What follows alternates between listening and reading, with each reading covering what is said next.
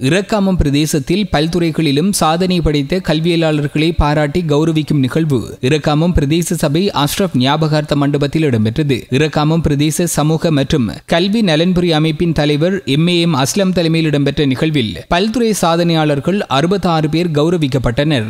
மாணவர்களின் கலை கலாச்சார நிகழ்வுகளும் இடம்பெற்றன. நீதி மற்றும் சிறைச்சாலைகள் அமைச்சு பிரகடனப்படுத்தியுள்ள சித்திரை புத்தாண்டை முன்னிட்டு கைதிகளின் உறவினர்கள் ஓபன் விசிட் என்ற திட்டத்தினூடாக பார்வையிடுவதுடன் கைதிகளுடன் உறவினர்கள் புத்தாண்டை கழித்தனர். மட்டக்களப்பு சிறைச்சாலையில் உள்ள கைதிகளுடன் புத்தாண்டை கொண்டாட பெருமளவிலான சிறை கைதிகளின் உறவினர்கள் வருகை தந்திருந்தனர்.